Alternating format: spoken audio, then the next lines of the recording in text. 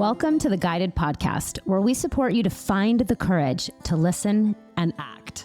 I'm Amanda Goolsby, and with me is Katz. Let's get started.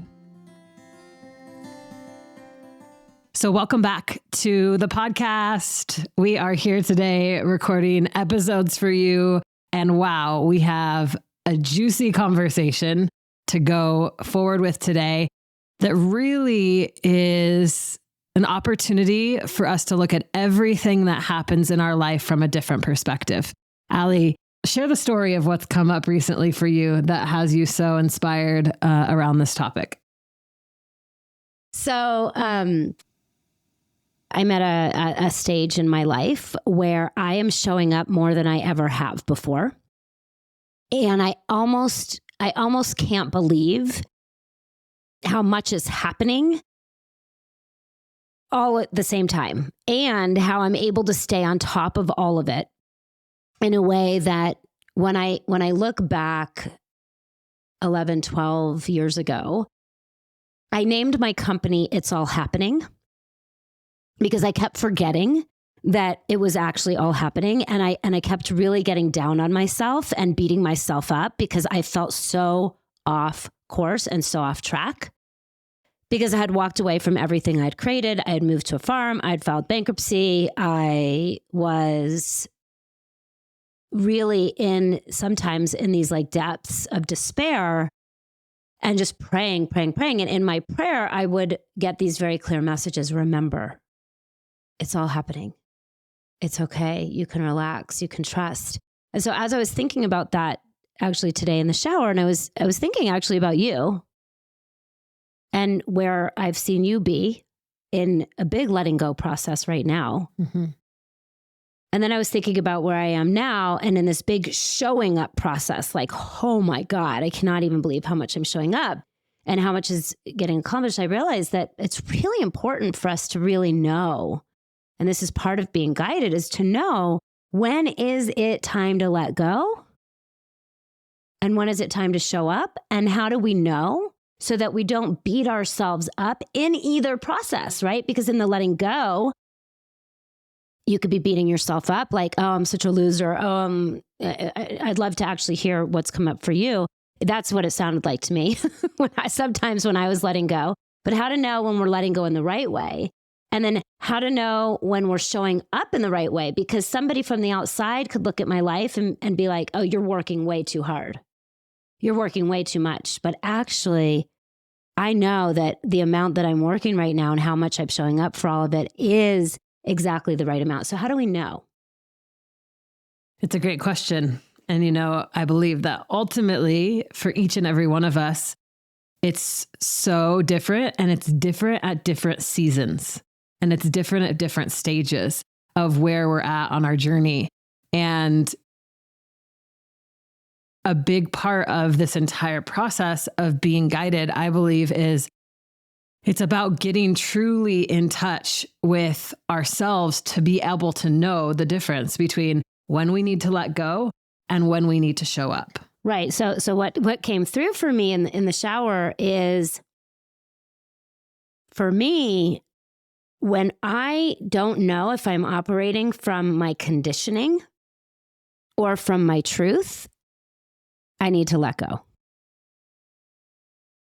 Can you say a little bit more about that? Like how do you separate for yourself? So if someone who's listening to this might say, well, how do I know if I'm operating from my conditioning or from my truth? Like what would an example of operating from conditioning look like in your life? And what would an example of operating from that felt sense of truth feel like or look like? Yeah. So when I was operating from my conditioning, I did not know that I was in alignment. And I spent a lot of time and a lot of mental energy in the question, in the worry. And I could feel it in my mind, where so much of my creative energy and so much of my mental energy was going to, what am I doing? Why am I doing this?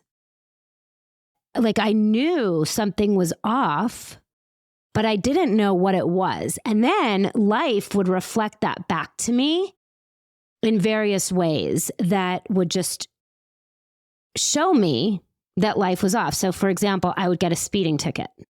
Or in one case, I backed up my car and hit somebody, not a person, but their car. All of that was showing me I'm not in alignment. Mm-hmm. Life did not have my back in those moments. But in fact, it really did. It was showing me, right? Everything externally was reflecting back to me what was going on in my own internal consciousness. And so there was all these things that would happen versus when I am not operating from conditioning, when I'm operating in truth, when I'm operating in alignment, life actually really shows up for me. As an example, I quote unquote overslept this morning. And I say quote unquote overslept because I actually slept just the right amount, but I did not wake up for something that quote unquote I was supposed to wake up for. I had a radio interview scheduled actually at 6:45 this morning. I never schedule anything at 6:45 in the morning. Why would I do that? Except that this was like a kind of big deal radio interview. And yet I didn't set my alarm. When I woke up, I kind of even forgot that it happened, that I had scheduled it because it was last minute. When I woke up this morning at 8, which is later than I even normally sleep. Way later. Way later. Yeah. Normally I do wake up at 6 just on my own, or 7 at the latest. So 8 was a big deal that I slept till 8. And when I woke up at 8, I had a message that said, hey, Allie, and this was at 6:15. Hey, Allie, your radio interview is getting rescheduled because Justice Thomas did something and they need to, focus on that instead. Now, missing that radio interview would have been a big deal. It would have been a big deal. Yeah. Yeah, there would have been impact from it. Here's my story. Because I'm operating in alignment in so many areas of my life, I'm not operating from conditioning. Life had my back and got that rescheduled before I even woke up. Mm-hmm. Those are the ways that I get to see the external reflection of the internal reality. Mm-hmm. And know that I get yes, keep showing up. You're right on track. That's like life giving me this validation marker of keep going. You're doing great. I've got your back. Versus if I was making decisions out of alignment and not from the guided place, that would have happened differently. I would have gotten in trouble or had some negative impact from it. Totally. And, recently I've had a similar experience where I have received really clear guidance about a creation that's meant to be birthed. And I heard really clearly, this is yours to do.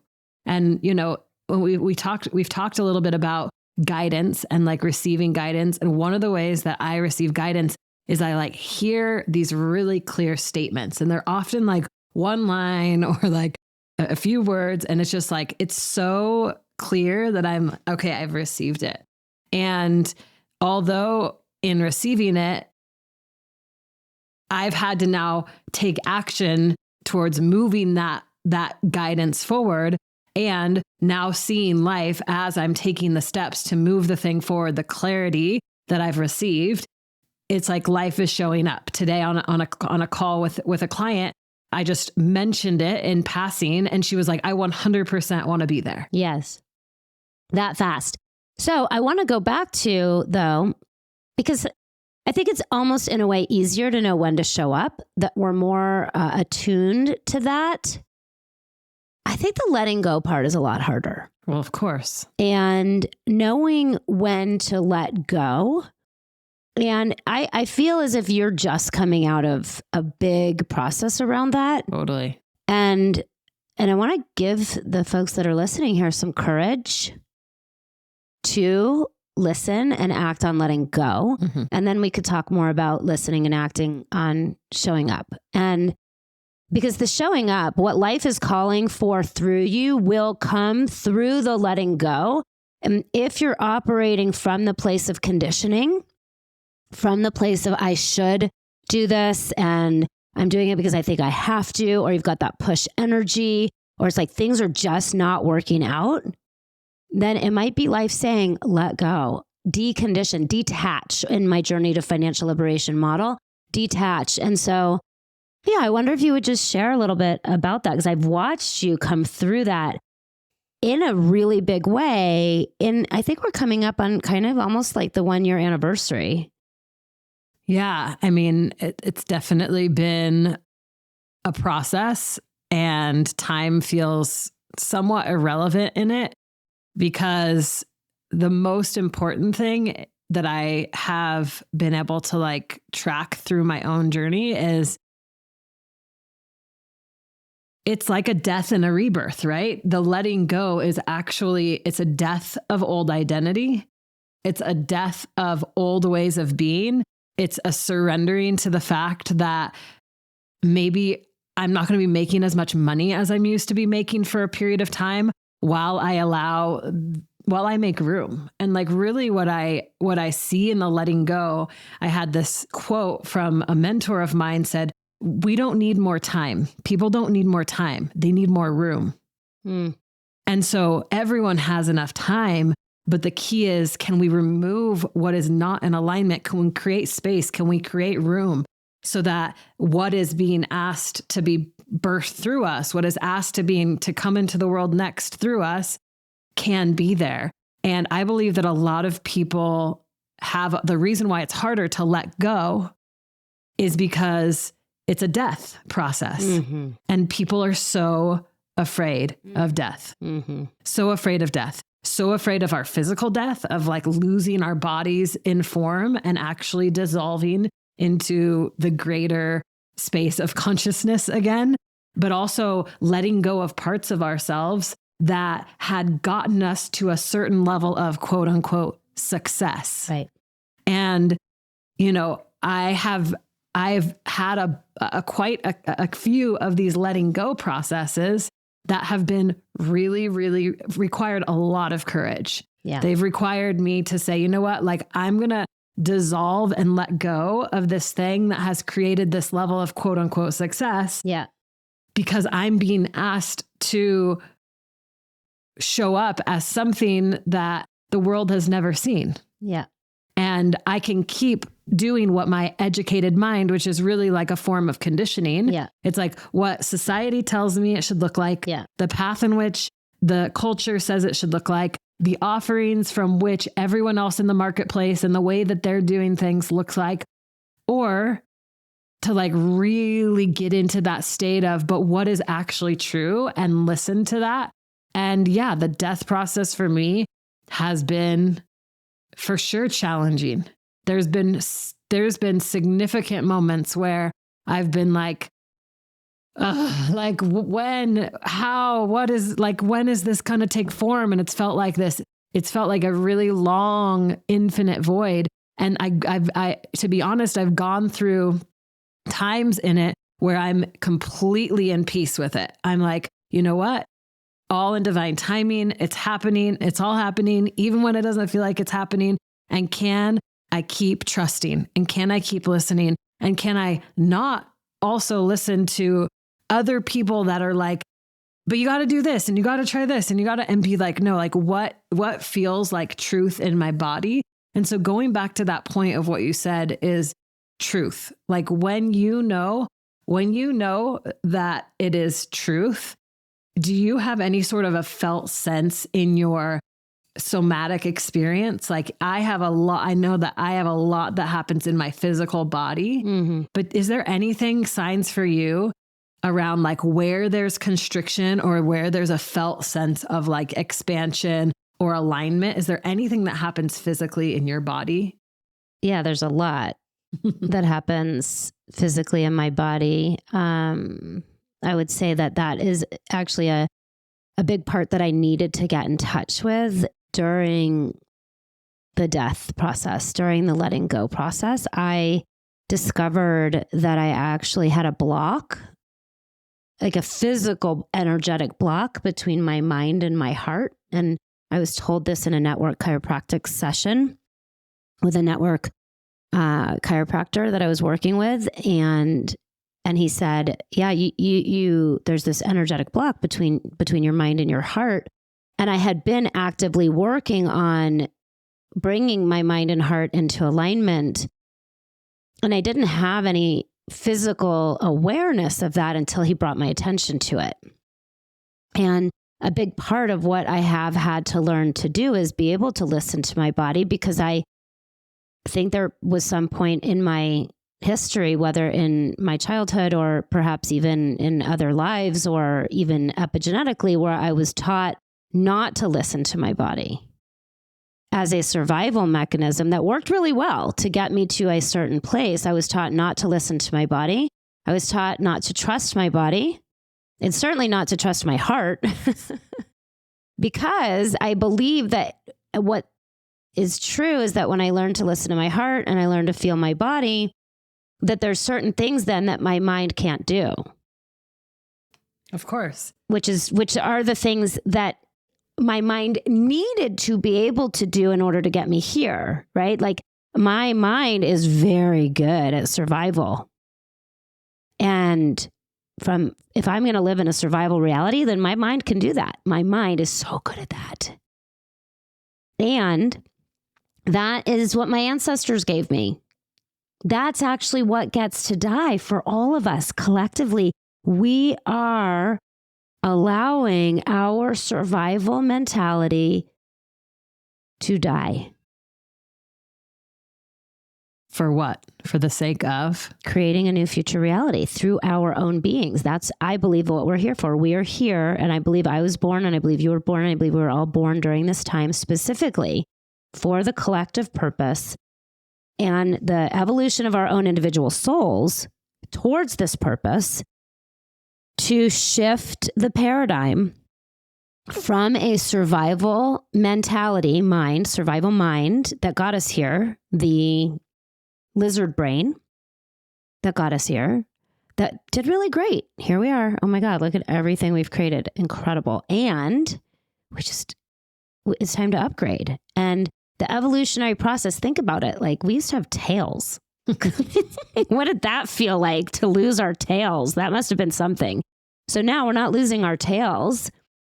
We are losing or integrating, I guess I would say, because really an integral consciousness, we're transcending and including. So we're not leaving behind what works. We're taking what works and then integrating it into a new future reality that is not based on survival, but that is truly in service to a world that works for everyone.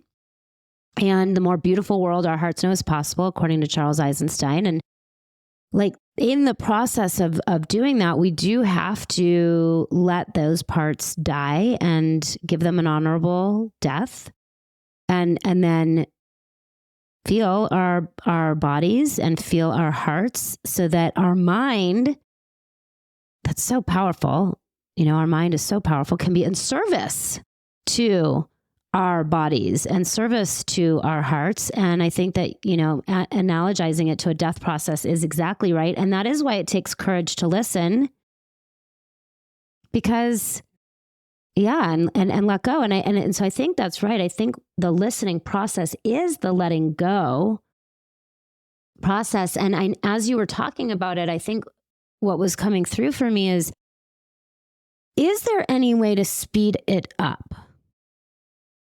And is that even the right question?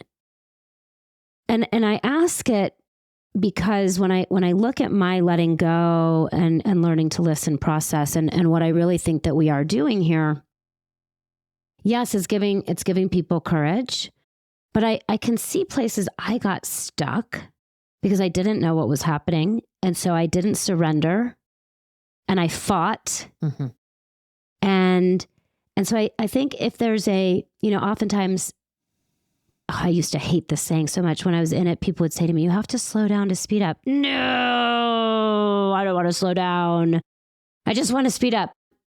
But what I'm realizing now is this question that I'm asking around, can we speed it up for people, is really this: can we help people that are listening to surrender more to the process without becoming apathetic, without abdicating responsibility, without going into numbness, without going into addiction to hide from it, but actually showing up for it courageously. And I've just seen us both do that. And again, I want to come back to your experience over this past year to see, can you identify now? Because it feels to me, Amanda, it seems like you're on the other side of it. Yay. Yeah. Yeah. I just want to check in with you about that because I'm just like living in the observer role to you over this past really 9 months, right? We like really got super close in June last year. Knew each other before that, but just historically got super close in June last year. And now, it's 9 months or so later. Wow. A whole birth cycle, actually 9 months. And, I believe that's interesting that you say that because there's been one other time where there was a 9-month cycle that I experienced. And it's so interesting that, yes, like, does it feel like I'm on the other side to answer your question? Yes, it feels like I see the path forward and I slowed down enough and I listened deeply and in the listening and in the clarity have now been able to say, okay, if this is mine to do, then I'll do it. And I don't have to know the entire picture of everything that's going to come from there. And just trusting that in taking the steps towards the one thing that I do know, that the path continues to open and the path continues to unfold. Well, there's a few things that I'm seeing in your showing up process. And we'll break that down in a minute because as the outside observer of your life, I think I can see things that maybe are not as obvious to you. So I want to bring them forward because that's where we get into, okay, what about showing up? When it's time to show up, what do I need to do to show up? But I just want to just stay with this letting go and the listening part for a little bit longer because the courage to listen has to come before the courage to act. Otherwise, you're not acting in alignment and you're not actually even showing up for the things that are what you need the courage to show up for. You're just doing the conditioned thing. So let's look at this 9-month process that you've been in. So 9 months or so ago, you were in this really big energetic explosion space. Like your energy was very high and you had a lot that was coming through you. And then kind of July, August, September, really when we got into the winter season, I would say it became very clear that it was time for you to let go. And from this outsider's viewpoint, it seemed like there was some resistance. You really seemed like you did not want to let go. Like maybe part of you did, but another part of you was like, I hate this. Why is this happening? Even though, again, part of you knew. Could just go back there for just a brief moment, if you would, and just share a little bit from that place where you're not anymore, but you were, for those that might be in that place of like, I don't want it to be like this. Because maybe there's some comfort you can provide to them that will support with the surrender that isn't giving up. So when first off, when I take myself back to where the surrender, the letting go, where like what that felt like, and then noticing as an observer of what was happening in my reality, I can like see where there are two pathways to choose. So if I were to like go back and as the observer looking and seeing that in every day, in every single moment, there were always two pathways to choose. And the question was, what was I choosing? Was I choosing the pathway of, I'm going to fully surrender and trust and allow this death to come through, but I'm going to choose to do it in peace. Like I'm going to choose to say, hey, I might not know what the future is what's going to unfold. I might not see the whole path ahead, but today I'm still going to choose to be in joy. I'm still going to choose to be in gratitude. I'm still going to choose to be in love with my life exactly as it is. I'm going to choose to see the fall colors changing, and I'm going to choose to enjoy my cup of coffee. And even though I'm not doing or achieving or executing in a way that I have so much conditioning that is, I'm so used to. And you're so good at. And I'm so good at. Yeah. I could like choose that. I could have chosen that. And yet there were so many days where I allowed myself to get stuck in worry, where I allowed myself to get stuck in uncertainty, in fear, in guilt, in shame. And those are all lower vibrating frequencies that are like actually slowing down the process, because energetically it's slowing it was slowing my entire system down. In the days where I was in those states, it's like, would I want to choose to listen from peace, or do I want to choose to listen from peace and love, or from fear and shame? It's like, what place from which do I want to be doing my listening? Mm-hmm. And I believe that like, no matter where or what we have going on in our lives, we also always have to remember the power of our mind and the power of our choice to choose to say, you know what, I'm choosing this. Like I'm choosing this, and I'm going to choose it from a place that doesn't have to feel so challenging. Well, but that's the conditioning, right? The conditioning is I should be accomplishing, I should be achieving, I should be on track, I should be on path, and I'm not. Quote unquote. Right. And I want to just go down the road for a moment of, let's imagine, you didn't do this, but let's imagine that you would have created programs,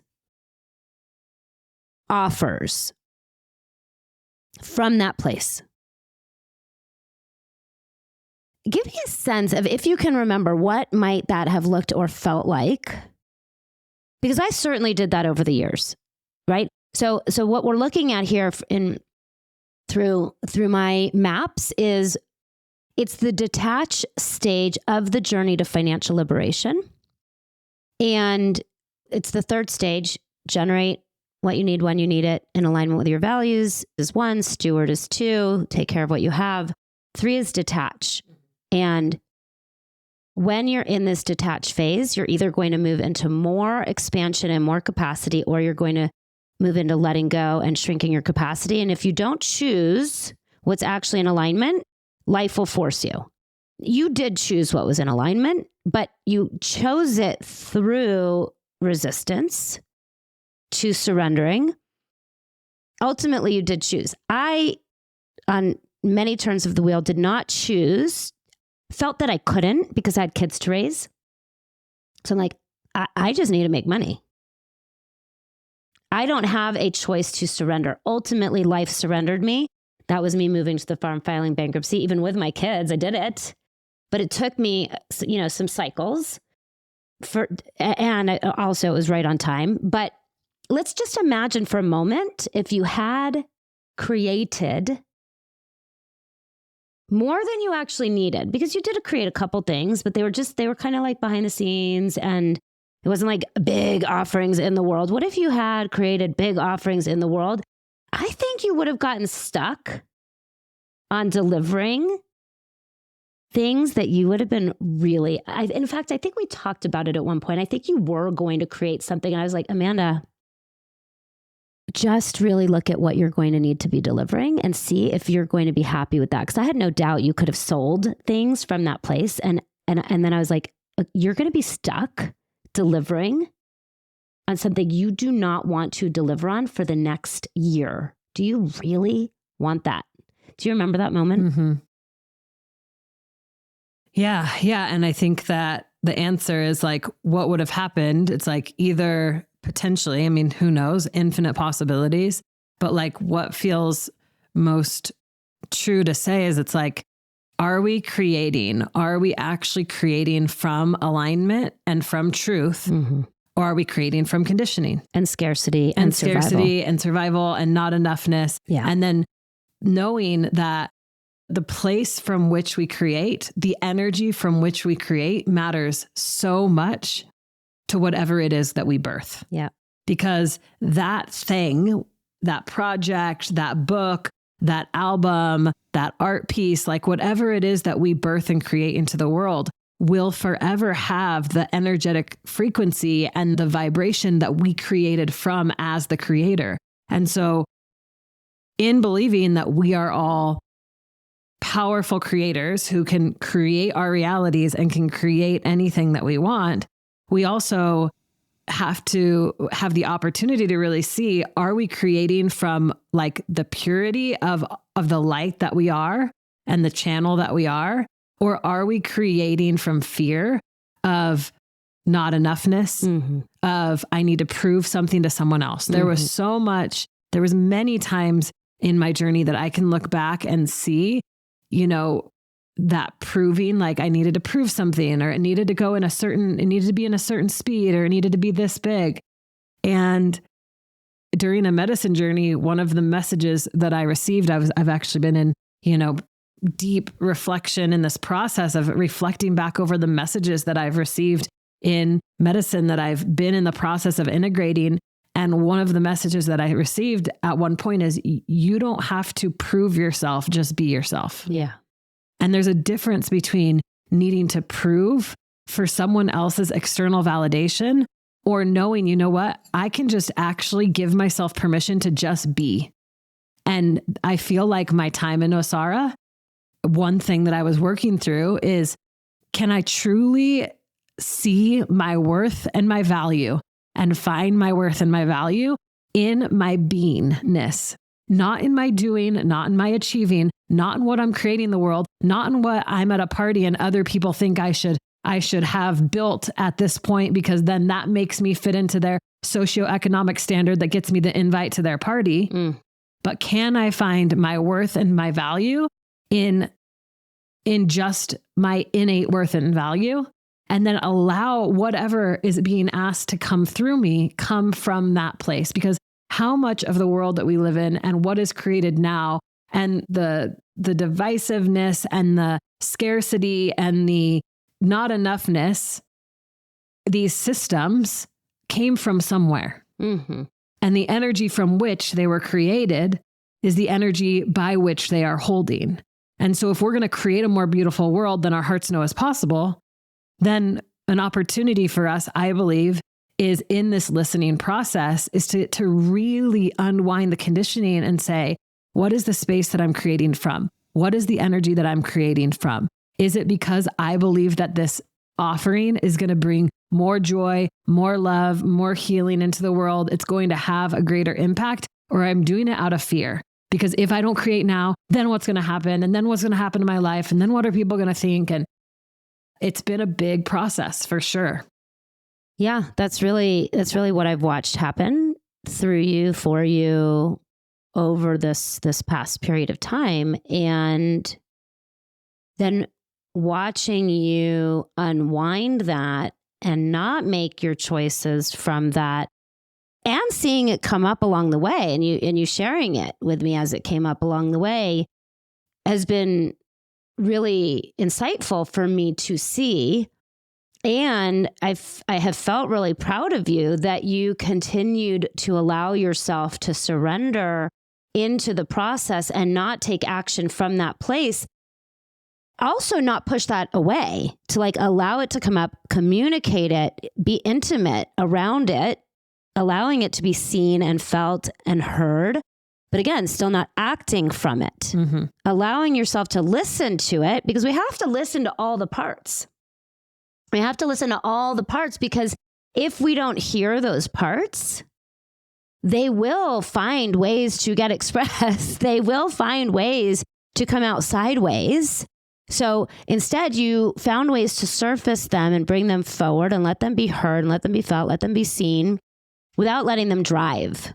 And then you did not act until it was time to act. And you're in that process of now acting. And I think what we should do here is end this episode. This has really been the courage to listen, the courage to let go. What does it take? What does it look like? What does it feel like? How do you actually surrender? Is there anything else you want to say about that before we close out this episode? Yeah, it's just the knowing, we started this episode by saying, how do you know when to let go, and how do you know when to show up? And this episode in the letting go, and and the knowing when to let go, a lot that we discussed today has to do with trusting your body. Mm-hmm. It has to do with letting go of conditioning of what the world says it needs to look like or how you need to look. And also in the letting go process, knowing that still every day you get to choose how easy or how hard you want to make the letting go on yourself due to the thoughts that you think, due to the feelings that those thoughts create in your body, and therefore your felt sense experience of your life while you're going through the letting go process. Yeah. So this is just bringing two things that we're going to put in the show notes. First of all is a song by Adam Roa that I think will really support you in this process. And then I'm going to put in the show notes a video from when I was being forced. That's how it felt at the time. I was being forced to let go. It felt like I was being forced. I was in my bathroom with my partner at the time, Craig, and I was moving out of my house in Longmont, this big house I was living in, and I was moving to the farm, and I was moving there knowing that I was very likely going to file bankruptcy. I didn't know for sure yet, but I was in that question, and that I was probably going to stop paying all my bills so that I could spend a year making all of my decisions through the lens of not money, which I didn't even know what that looked like at the time. It felt like life was forcing me, and I was crying and I was resisting. I did not know what was happening. And I'm going to share it with you in the show notes because I think it is something to see what the resistance might look like as it's happening, and for you to touch into the part of yourself that might know it's time to let go. It's time to let go. And if you can do it with more grace and with more ease and with more trust and with more surrender, I do believe you get to the other side more quickly and you stay in the downward spiral of confusion and uncertainty and worry and stress much shorter amount of time, and you move into the upward spiral of clarity, which doesn't necessarily mean making more money or having more accomplishment or being more anything in the world. It just feels so much better inside. So I'm going to post that video, and we're going to post Adam Roa's song, Our Thoughts. And then we'll be back with another episode on, okay, now, how do you know when it's time to act? How do you know when it's time to show up? Well, thank you so much for listening to today's episode and for really being present with your own experience while you listen, and to really take in not just a story, not just what has happened in each of our own experiences, but to really tune into your own experience and ask yourself these bigger questions of, am I operating from my conditioning? Am I resisting the letting go? Am I afraid to let go? What is it that I'm actually afraid of? Because in asking some of these questions and spending some time and presence with yourself, you give yourself the opportunity to actually receive some of the wisdom of these stories that we shared. So tune in to the next episode where we dive in deeper to the next step in this process. And thank you so much for taking the time to listen to the Guided podcast. If you enjoy the Guided podcast, please rate and review us on Apple Podcasts, and be sure to come back next week. Until then, this is Katz and Amanda Goolsby. And remember, life knows.